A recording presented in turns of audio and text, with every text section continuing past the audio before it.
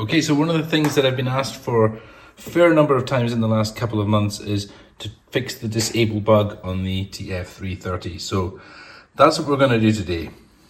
Okay, let's just take a quick look at what the problem is with the TF330 and so you can understand it a bit.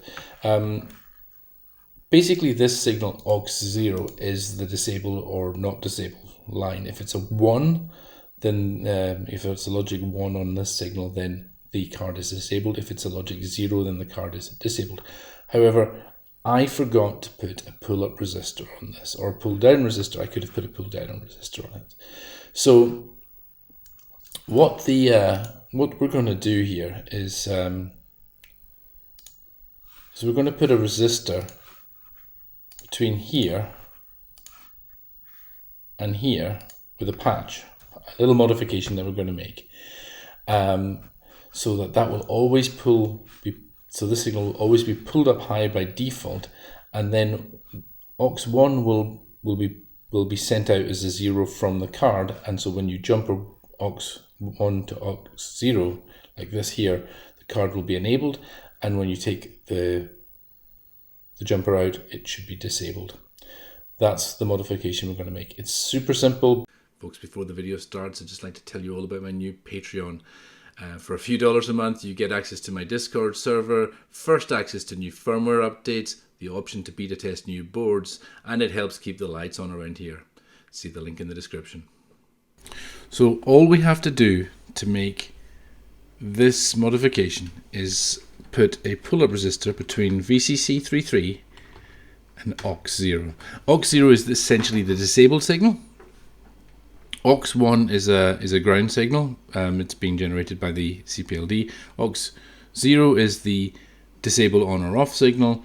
If it's high, if it's pulled up to VCC 33, then the board will be disabled. If it's pulled low, it will be enabled.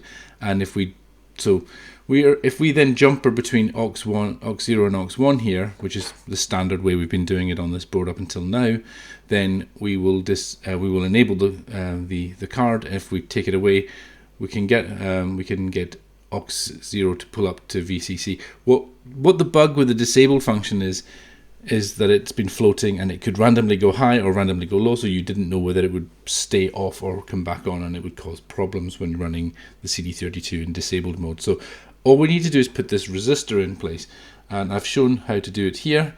This is the two top pins. This is disable, this is speed as marked on the Eagle CAD drawing. Ignore them, those are wrong, but this is aux1 and this is aux0. So if I put a 1.5k resistor between those two pins, it looks a bit janky, but if you put that resistor in there, I've put a 1.5k resistor. Anything from 500 ohms up to about 10k should work fine. We're not doing high-speed switching or anything like that. So, and this will work for both the Rev2 and the Rev3. So if you add that resistor in, your disable function should work. If it still doesn't work, you probably need to update your firmware, but give this a go first before you do that. If you're not confident of doing this yourself, speak to your builder. I'm sure they'll probably do this modification for return shipping. If they won't do it, then reach out to me, and I'll help you as best I can. And that's really all it is. So let's go and take a look at it working now. Okay, so with the modification made, we can turn it on and it should boot. Never works when there we go. Usually never works when I do this on camera, but anyway. So this is in the position for it to be enabled, and as we can see, we get a 030 and it's on. Now, caveat, this machine doesn't actually have a CD32 ROM in it at the moment. I'm doing some testing on something that needs me to not have the CD32 ROM in it, but if I then turn the machine off, remove the jumper, turn it back on. Now you can have this on a switch. You can bring this out to a switch out here, but this will now show me a kickstart screen. and I believe that's the correct behavior. I think that will now be completely reliable. With that small modification, it should just work. So, as I said before, if you